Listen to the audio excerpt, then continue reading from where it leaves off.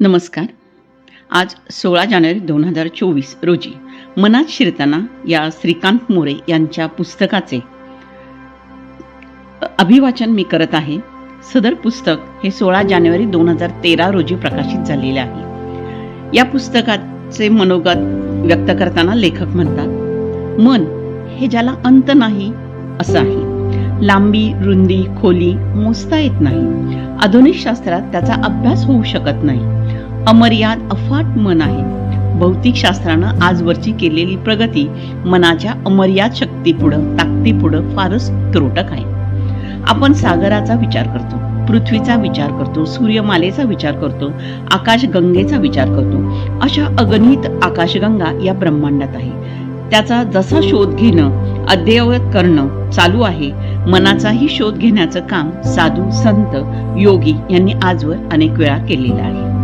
अशा या मनाचा एक अत्यंत छोटा भाग माझ्या चिंतनातून मला सापडलेला आहे. माझ्या मनात येईल तसा मी आपल्यासमोर मांडण्याचा प्रयत्न करत आहे. सहस्त्रधारांनी वर्षा होताना एखादा थेंब आळवाच्या पानावर थांबावा, त्याचप्रमाणे विचारांच्या झोतातील एक छोटासा विचार मी या ठिकाणी शब्दरूपात मांडण्याचा प्रयत्न केला आहे. प्रत्येक व्यक्ती स्वतंत्र विचारधारा आहे. प्रत्येक व्यक्तीच्या विचारांचे असे थेंब निश्चितपणे वेगळे वेगळे असतात. हे पुस्तक रूपाने आपल्याकडे देत असताना अनेक ज्ञात, अज्ञात, हितचिंतक, कुटुंबातील सदस्यांचे सहकार्य मला लाभले. तसेच सोलापुरातील ज्येष्ठ साहित्यिक, विचारवंत कै डॉक्टर निर्मलकुमार फडकुले यांनी माझ्या विचारांना शब्दरूपाने मांडण्याची प्रेरणा दिली. त्यांचे स्मरण मी या ठिकाणी निश्चितपणे करतो. त्याचबरोबर ज्येष्ठ साहित्यिक डॉक्टर द.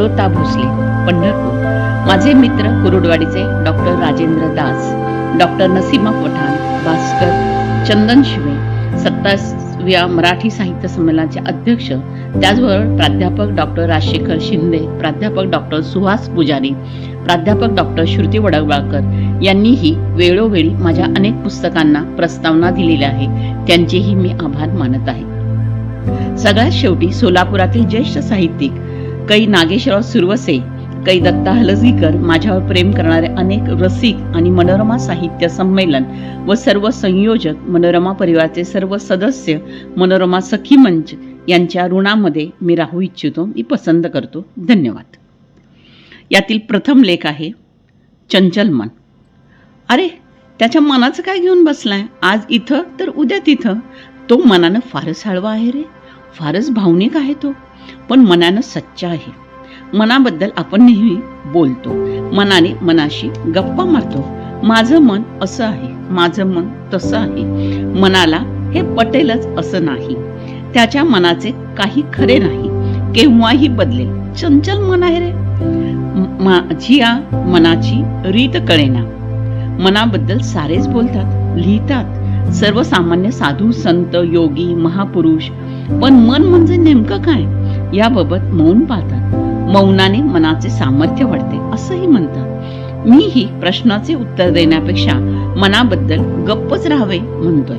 माझं मन कुठं शांत बसतंय, सतत लिही म्हणून मागं लागलंय. कुठं कुठं फिरतंय, ते क्षणात इकडं तर क्षणात तिकडं.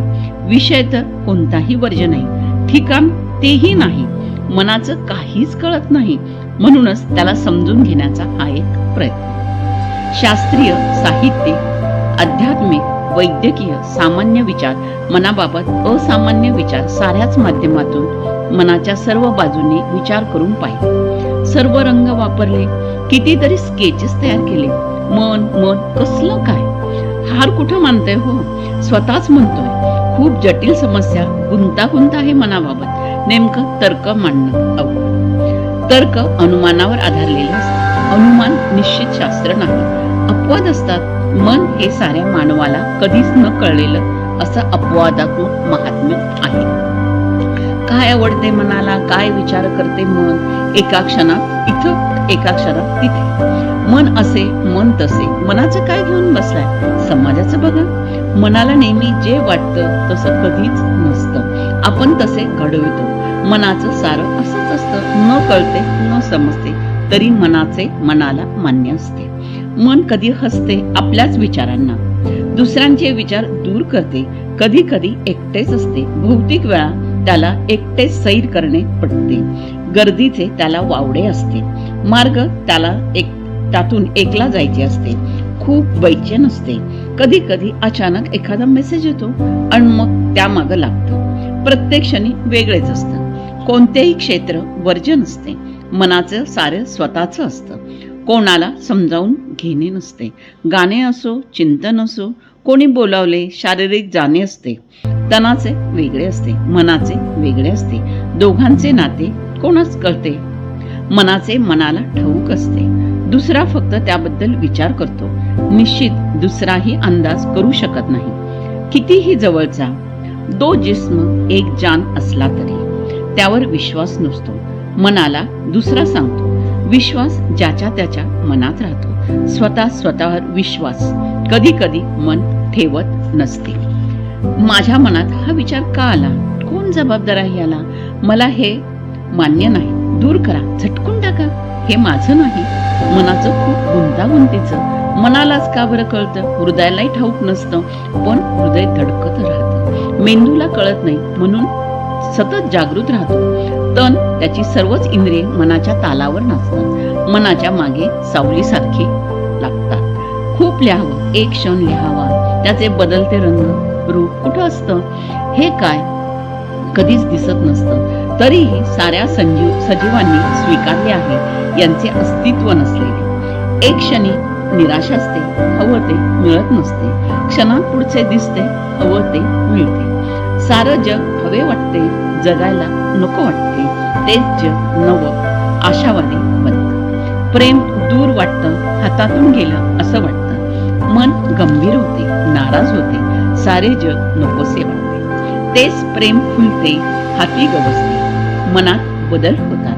आशेचा किरणही सारे अंधारमय जगणे दूर करते. जग खूपसुरत वाटायला लागते. मनाचे सारे असेच असते. महान असते. बालपण आवडते, पाऊस आवडतो, नाव कागदाचे आवडते, लपणे छुपणे आवडते, पळणे पडणे उठणे सुद्धा आवडते. असं हे चंचल. धन्यवाद. आपला परिवार, मनोरमा परिवार.